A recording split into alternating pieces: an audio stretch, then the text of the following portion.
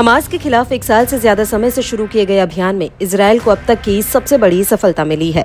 Israeli सैनिकों ने Hamas के मुखिया और इजरायल के ऊपर किए गए सबसे बड़े हमले के मास्टरमाइंड को मार गिराया। शनिवार की हत्या के बाद इजरायली पीएम नेतन्याहू का हौसला 7वें आसमान पर है। नेतन्याहू ने अपने जवानों की तारीफ करते हुए कहा कि इजरायल ने हिसाब चुकता कर लिया है। साथ ही संकेत दिया है कि अभी गाजा युद्ध खत्म नहीं हुआ है। यहाँ शनिवार की मौत ने हमास को गाजा में जख्मी हालत में अकेला छोड़ दिया। इससे गाजा युद्ध के भविष्य को लेकर कई सवाल खड़े हो गए हैं। सबसे महत्वपूर्ण सवाल ये है कि हमास के नेता के रूप में उसकी जगह कौन लेगा।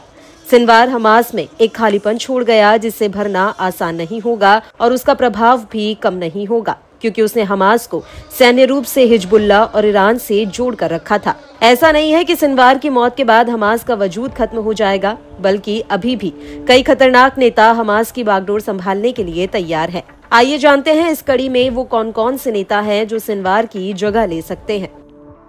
खालिद मेशाल। खालिद मेशाल को हमास का नया नेता माना जा रहा है। मेशाल को दुनिया भर में तब पहचान मिली थी जब 1997 में इजरायल एजेंटों ने जॉर्डन की राजधानी अम्मान में उनकी असफल हत्या की कोशिश की थी।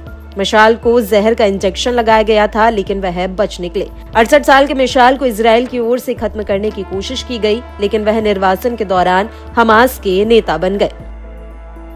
खलील अल हया। शनिवार के उत्तराधिकारी के लिए सबसे प्रमुख नामों में राजनीतिक ब्यूरो में उनके डिप्टी खलील अल हया हैं, जो वर्तमान में इजरायल के साथ युद्ध विराम तक पहुंचने के लिए अंतर्राष्ट्रीय मध्यस्थता के तहत बातचीत के लिए प्रतिनिधिमंडल का नेतृत्व करते हैं और विदेशों में अपने सहयोगियों के साथ आधिकारिक बैठकों का आयोजन भी करते हैं।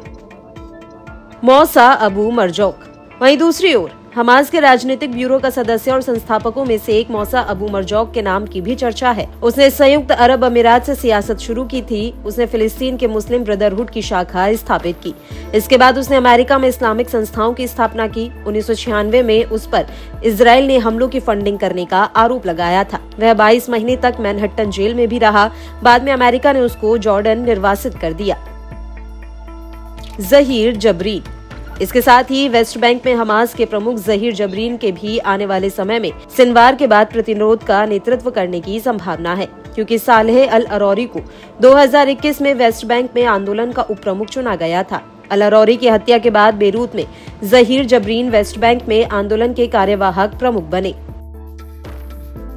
मोहम्मद इस्माइल दरविश। शनिवार के उत्तराधिकारी के लिए मोहम्मद इस्माइल दरविश भी एक संभावित नाम है, क्योंकि वह प्रतिरोध की शूरा परिषद का प्रमुख है। रिपोर्ट के अनुसार हमास के अंदर उनके ईरान के साथ मजबूत संबंध हैं और वह तेहरान में इस्माइल हानिये की हत्या के बाद सफल होने के लिए एक मजबूत उम्मीदवार थे। बता दें कि बुधवार की सुबह इजरायली सेना की 410वीं बटालियन के एक सैनिक ने राफा में ताल अल सुल्तान में एक घर में एक व्यक्ति को प्रवेश करते और बाहर निकलते देखा, जो कि हथियारबंद था। पैदल सेना बल ने उस आधार पर लक्ष्य की ओर बढ़ना शुरू कर दिया। इस दौरान 3 संदिग्ध व्यक्ति एक दूसरे से घर में आते जाते दिखे। माना गया कि ये शनिवार के साथी थे, जिन्होंने उसके लिए रास्ता खोलने की कोशिश की। फिर इजरायली बलों ने उन्हें मार गिराने के मकसद से उन पर गोलियां चलाई, जिसके बाद शनिवार का दस्ता अलग हो गया और वह एक इमारत में घुस गया। दस्ते का दूसरा हिस्सा दूसरी इमारत में घुस गया और फिर एक इजरायली टैंक ने उस इमारत पर गोला दाग दिया। दोनों तरफ से गोलियां चली और शनिवार उसके साथियों की ओर 2 बम फेंके गए, जिससे उनके बीच संचार टूट गया। इजरायली सैनिकों के पास एक ड्रोन था, जिससे देखा गया कि एक व्यक्ति घायल हो गया और कमरे में सोफे पर बैठा है। उसने ड्रोन पर एक छड़ी फेंकने की कोशिश की, लेकिन उसके बाद टैंक ने एक और गोला दाग दिया, जिसमें उस व्यक्ति यानी कि यह शनिवार की मौत हो गई। माना जाता है कि इजरायल और हमास के बीच युद्ध विराम और बंधकों के बीच समझौते के बीच शनिवार बाधा बना हुआ था। ऐसे में शनिवार की मौत ने बातचीत फिर से शुरू होने के बारे में उम्मीद को बढ़ा दिया है, लेकिन ये इस बात पर निर्भर करेगा कि हमास में शनिवार की जगह कौन लेगा।